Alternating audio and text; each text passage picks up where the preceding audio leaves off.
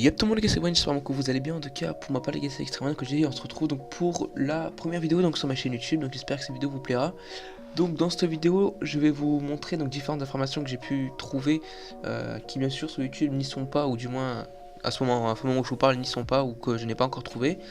Donc c'est des informations donc sur le mystère de GTA 5.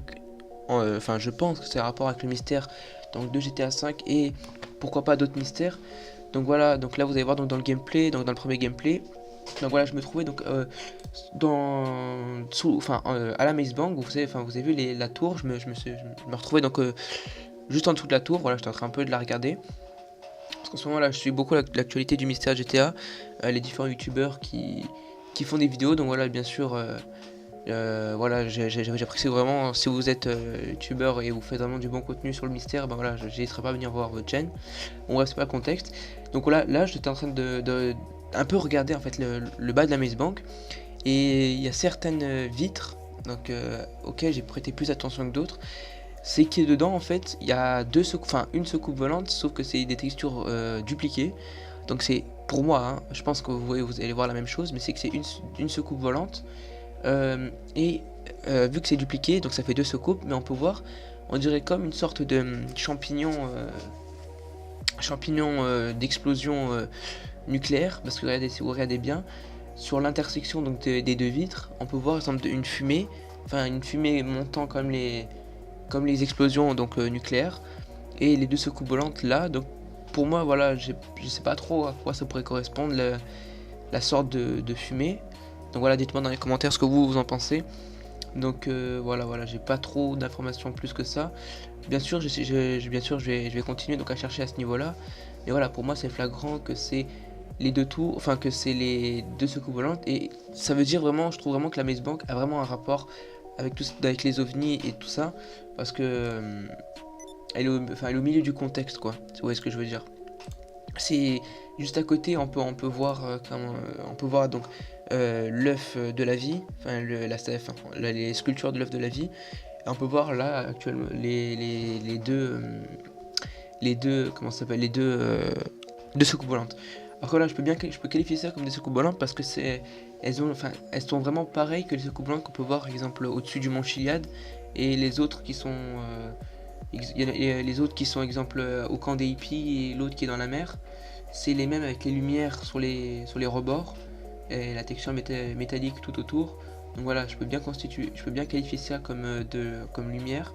On peut pas dire que c'est des lampadaires. Enfin voilà, vous pouvez voir de vous-même que voilà, c'est pas du fake ou quelque chose. Vous pouvez aller vérifier vous. Voilà les gars, je compte sur vous pour me dire ce que vous en pensez sur cette image là. Après voilà, j'ai fait donc une autre découverte. Voilà, je suis resté un peu dans la zone pour un peu voir à peu près tout ce qu'il y avait ici. Donc voilà, ah oui, j'ai oublié de vous dire. Et aussi quand j'étais là-bas, j'ai trouvé donc une sorte d'ennemi, donc voilà, qui pointait dans les sous-sols.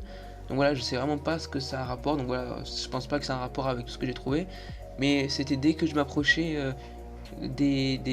comment ça s'appelle, des fenêtres, et ben il apparaissait ce point rouge avec il me disait que c'était un ennemi. Donc voilà, si vous en savez plus, bah écoutez, n'hésitez pas à le dire dans les commentaires. Voilà, voilà. Donc après voilà, je suis resté donc dans la zone, je me suis approché, donc j'ai fait prêter plus attention aux, vous savez, les poteaux en bois là. Donc voilà, ces poteaux, voilà, il n'y a pas beaucoup de personnes qui ont prêté attention. Donc voilà, moi je suis y allé pour voir, et j'ai vu donc différents numéros. Donc j'ai essayé donc de les appeler un par un. Donc aucun numéro répond comme ça, mais les numéros, on peut les appeler, voilà. Et il y a surtout un numéro qui m'a plus intéressé que d'autres, c'est en fait, on voit une pancarte, enfin une sorte d'image avec écrit Mollis, de l'argent et un numéro de téléphone. Donc Mollis, si vous vous rappelez bien, dans les anciens GTA 5, je pense que dans ce GTA 5 c'était le même, c'était un vendeur de médicaments sexuels. Donc voilà, si je me trompe pas, si je me rappelle bien. Donc voilà, et quand on appelle donc ce numéro, et ben ils nous disent qu'ils sont pas disponibles, que pour les horaires d'ouverture, faut se rendre sur leur site web. Donc voilà, je me suis rendu sur le site web, sur les sites web, et j'ai tapé donc Mollis, toutes les 10 façons, www.mollis.com, mollis.com, ou des trucs comme ça. J'ai trouvé donc aucune recherche sur Mollis. Pourtant ils nous disent bien d'aller venir sur leur site web. Donc dites-moi vous, si vous avez plus d'informations sur ça, si c'est une fausse piste ou quelque chose. Voilà, j'ai prêté un peu attention à ces images là. Voilà.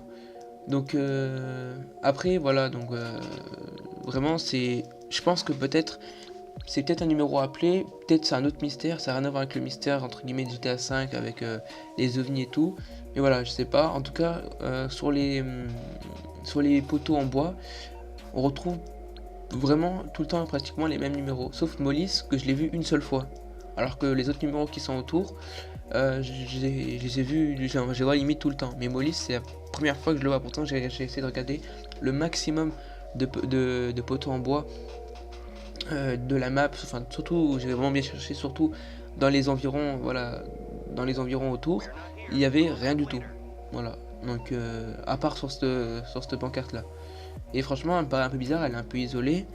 Voilà, voilà. Donc écoutez, c'est la fin de la vidéo. J'espère que cette vidéo vous aura plu. N'hésitez pas à commenter dans les commentaires, partager la vidéo, me dire ce que vous en pensez, si vous avez plus d'informations.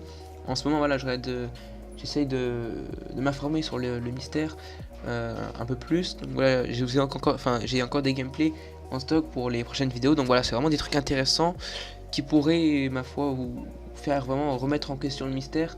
Voilà, parce que j'ai une théorie qui tient vraiment le coup. Donc voilà, bien sûr, j'en dis pas plus, ce sera pour la prochaine vidéo. Je compte sur vous les gars pour vous abonner, pourquoi pas lâcher un like si la vidéo vous a plu. Et puis voilà, donc je remercie les chaînes communautaires auxquelles j'enverrai ma vidéo si elle me plaît. Et puis moi je dis ciao, c'était vrai.